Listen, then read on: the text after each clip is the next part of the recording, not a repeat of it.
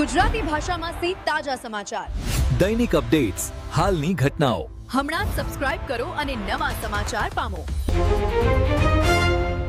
ખોરડા ગામે વાવાઝોડાના જોરમાં પવનથી મકાનના પતરા ઉડી જતા હજારો રૂપિયાનું નુકસાન. થરા તાલુકાના ખોરડા ગામમાં વાવાઝોડા જેવા જોરદાર પવનના કારણે માજીરાણા પરિવારના રહેણાંક મકાનને ભારે નુકસાન પહોંચ્યું હતું. જોરદાર પવનના કારણે મકાનની છત પર લગાવવામાં આવેલા ટીનના પતરા ઉખડી દૂર ફંગોળાઈ ગયા હતા, જે કારણે પરિવારને હજારો રૂપિયાનું આર્થિક નુકસાન થયું હોવાનું જાણવા મળ્યું છે. ઘટનાના સમયે પરિવારજનો ઘરમાં હાજર હતા. અચાનક પવનની ગતિ વધતા મકાનના પતરા એક પછી એક ઉડી જતા અફરાતફરીનો માહોલ સર્જાયો હતો. આસપાસના લોકો તાત્કાલિક સ્થળ પર પહોંચી પરિવારને મદદરૂપ બન્યા હતા. સદનસીબે સમગ્ર ઘટનામાં કોઈ જાનહાનિ કે ઈજાની ઘટના બની નથી. પ્રાથમિક માહિતી મુજબ પવનના કારણે મકાનની છત ઉપરાંત ઘરનો અન્ય સામાન પણ નુકસાનગ્રસ્ત હોવાનું જાણવા મળેલ છે.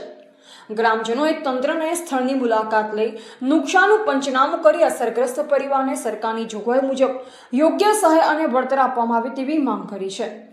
તાજેતરમાં જિલ્લામાં પવન અને વરસાદના કારણે અનેકો વિસ્તારમાં નાના મોટા નુકસાનના બનાવો સામે આવી રહ્યા છે. હવામાનની પરિસ્થિતિને ધ્યાનમાં રાખી તંત્ર દ્વારા લોકોને સાવચેત રાખવા અને જોખમી હાલતમાં રહેલ મકાનો તથા ટીનના પતરાની સમયસર મરમ્મત કરાવવા અપીલ કરવામાં આવી છે. એવા રાણાભાઈ પારેખી, વાવ, થરાદ. મારું નામ રજમાલ માવદી, ખોઈડાનો છું અને મારું ઢાળિયું તૂટી ગયું છે સાહેબ, અને 50-60 પતરા હતા, લોખંડ તૂટી ગયું છે, આખું બેન્ટ થઈ ગયું છે.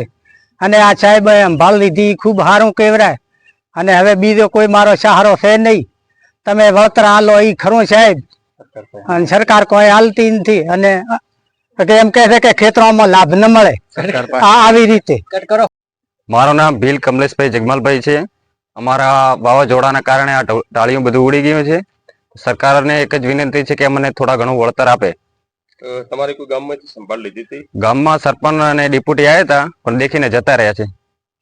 કેટલા દિવસથી આ પડેલું છે? આમાં 6 તારીખનું. કેટલા પતરા હતા અંદાજે? પતરા 50 પતરા હતા. કેટલું નુકસાન હશે તમારે? નુકસાન લાખોનું થયું છે સાહેબ. હું ખોઈડાનો છું, રજમાલ માવદી, ભીલ.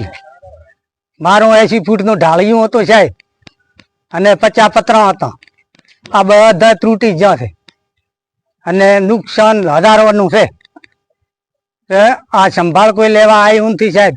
પીરાઈ ધોવા આવ્યા હતા ડિપ્યુટી સરપંચ, પણ એ ચેડના આવ્યા નથી. અને આવ્યા હતા કે ખેતરોમાં રાહત મળશે નહીં તમને, આવું મને કીધું. શું સરકાર આગળ તમારી માંગ છે?